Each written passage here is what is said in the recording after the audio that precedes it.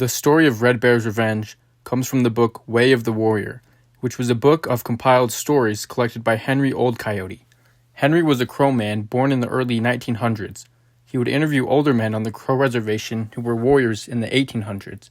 He translated their stories into English and documented them.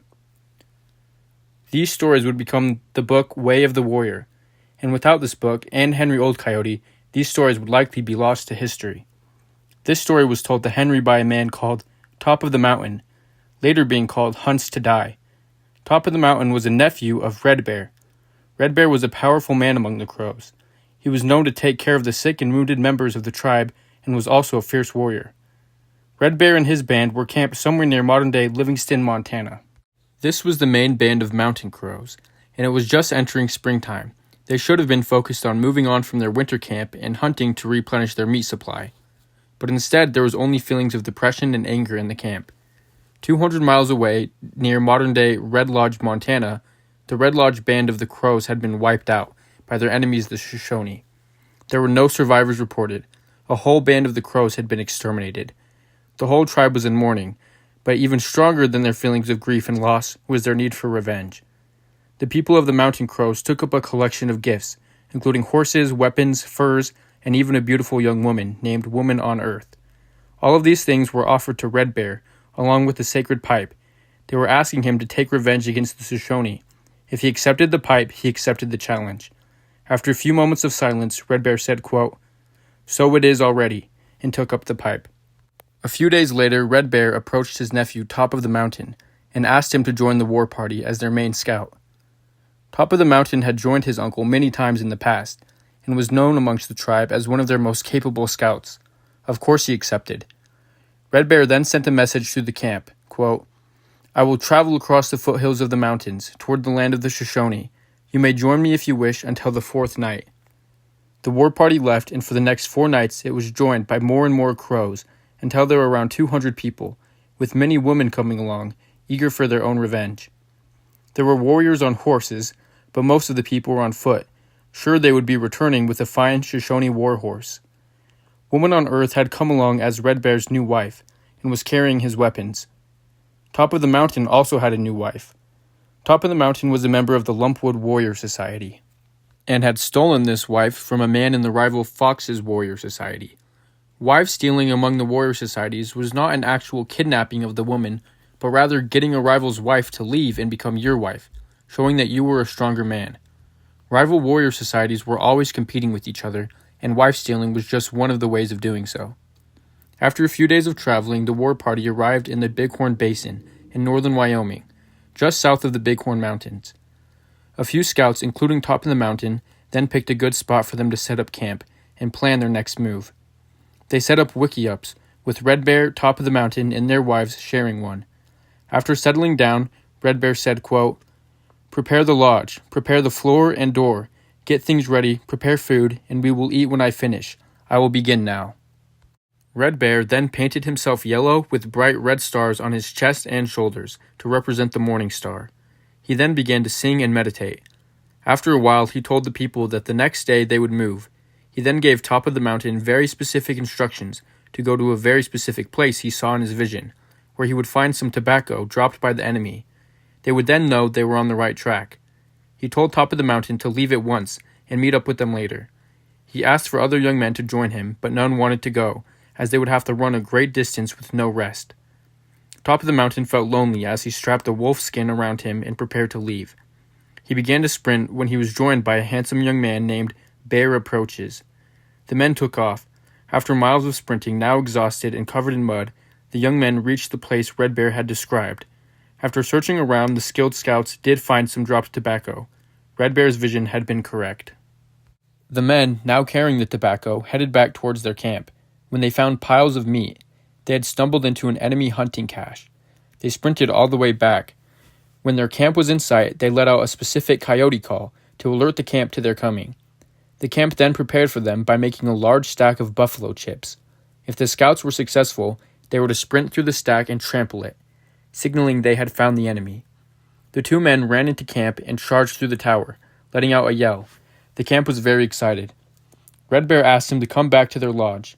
After eating and resting, Red Bear told him he would leave again and find the exact position of the enemy camp. He was to leave that night. This time, however, there were 30 young warriors waiting to go with him. That night, they trekked through mud and crossed rivers until they eventually reached the ridge where top of the mountain could look down on the enemy camp using his spyglass. The spyglass was passed to every man, and once they all confirmed the camp, they headed back to the main party. The young men eventually met up with the main party. With the enemy camp so close, the people were in a frenzy of activity, preparing weapons and medicine bundles and painting themselves for war. Red Bear announced that there would be 3 coups, or war honors, to claim. These being the first to touch the enemy, the first to touch the lodge farthest upstream, and the first to touch the lodge farthest downstream. Top of the mountain approached Red Bear, and Red Bear began to pray. He then told his nephew that he would be the one to count the first coup, and that he would take an enemy gun and capture a sorrel horse. The war party was just around a bend in the river by the camp, when Top of the Mountain was sent ahead to pick the best route of attack. He returned, and almost as soon as he made the announcement, the charge was on, with Top of the Mountain in front. But the Shoshones had been alerted, and most were already taking cover in the willows, with a few still struggling to cross the icy river. Top of the Mountain charged his horse towards the hiding Shoshone. But when his horse hit the ice on the river, it slipped and threw its rider. Seeing this, a Shoshone man ran out, holding a rifle in both hands. As he pointed both barrels at Top of the Mountain, he too slipped on the ice, and dropped one of the guns. Top of the Mountain picked it up and slammed it into the man, counting first coup. The Shoshone then tried to shoot him, but Top of the Mountain shot the man first. Top of the Mountain now looked across the battlefield to see the crows had already overrun the Shoshone camp and the people taking cover in the trees. A large group of Shoshone men had gone hunting that morning, so the camp was vulnerable.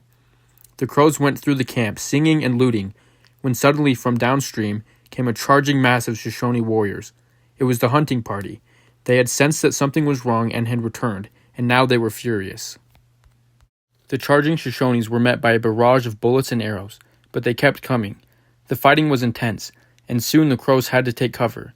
Eventually they settled into a standoff, with both sides taking cover behind trees and rocks and shooting across at each other, until eventually a tall Shoshone walked out and said, quote, "Hear me, you crows. I'm Splintered End. There is no other. There is no other by that name. None among the Shoshones, none among the crows. Just me. It is I who was at the Swift Current, where your relatives were killed. It is me that you want. Take me if you can." He then appeared to fill his gun with sweet grass, not bullets, and would fire and yell, and almost hit a crow every shot. He was holding off the crow single-handedly. He then put a stake into the ground and tied himself to it, meaning that he would not run until the enemy was defeated or he was killed. The crows were doubtful and didn't know what to do. Even the best shots among them couldn't hit Splintered End. Then word was passed down the crow line that Red Bear was going to try and shoot him. The crows all watched as Red Bear reportedly loaded only sweetgrass into his gun and took careful aim. He fired, and the Shoshone chief fell with his leg bone being shattered. With their confidence restored, the crows charged the Shoshone line, with large numbers of them stopping to hack Splintered End to death. With their leader killed, the Shoshone resistance was weak, and the crows soon had a total victory, with no fighting-aged males being left alive. The crows had taken their revenge. Now once again they began to loot the camp, taking horses, food, and captives. Top of the Mountain himself taking a sorrel horse, fulfilling his uncle's prophecy. Top of the Mountain, Old Alligator, and Pretty Eagle were the men to count the first 3 coups, and were the heroes of the day. With captives, plunder, and the entire Shoshone horse herd in tow, the victorious crows started for home. The crows trekked back to Crow Country, singing and trying out their new horses the whole way, until they crossed Sage Creek near modern-day Franny, Montana, where they set up camp. They danced and feasted all night, and Top of the Mountain officially took his new bride from the Fox's society. Top of the Mountain and Pretty Eagle were then instructed to go ahead and locate the main crow camp. The 2 men did this and returned. Red Bear would move his party closer to the camp and prepare for their homecoming. The 2 scouts were then told to go back to the camp and to sneak in and find out what state the camp was in. The 2 men snuck into their own camp, where they saw that the camp was in celebration.